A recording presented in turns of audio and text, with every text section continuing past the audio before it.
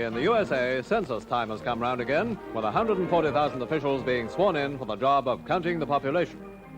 In this, the first nationwide record since 1940, the census takers get to plenty of out-of-the-way places. I'm very excited for the 1950 census to come out because it's the first census in which my parents will have been enumerated. The first name I'll type in when the 1950 census comes out, my mother's name, Lorraine DaCosta. Obviously, I can see my parents in real life as well, but I'm excited to see what their households looked like and specifically where my dad was in April of 1950.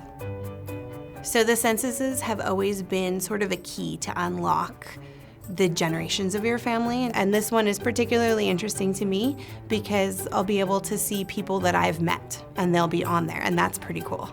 If you think about 1950, it's relatively recent, a generation or two back. Think about someone you know that was alive in 1950. And for many of us, that's a parent or a grandparent, and we'll bring that record to you. So 10 years ago when we did the 1940 census, another company-wide project, everyone came together, and at that time we were still manually transcribing all the data in the records to make it searchable. One of the unique aspects about 1950 census on Ancestry is how we are producing it. So for the first time, we're taking advantage of machine learning, AI technology, to get a computer to help us in what has previously been manual transcription, thousands of people typing in all of the names and dates and information in the records. So the 1950 census will be using handwriting recognition and brand new technology. So we're basically training a computer to read handwriting. It's an automated methodology of extracting the words and names from the census to make them searchable and hintable. Since we can't get to the 1950 census until April 1st, we are spending a lot of time creating a 1950 census from scratch, basically. Creating new forms, printing them out on paper, writing data on them that we think is representative of what we'll see on the 1950 census, so that that machine learning is going to be able to pick it up and give us those records immediately. Some of the biggest challenges with the handwriting recognition was a lot of the images are of paper that were not in the best of shape.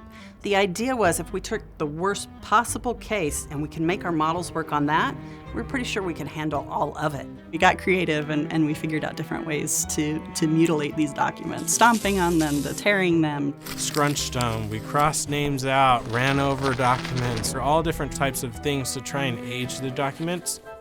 It's an amazing piece of technology. This will help us get the index out that much faster so you can find who you're looking for. So the whole goal of everything we've done for the past 2 years now has been to make sure that you can come on our site, you can search for your person, and you can find their record.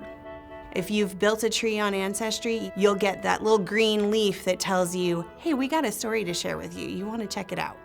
We actually went through and captured every single field of information in the census.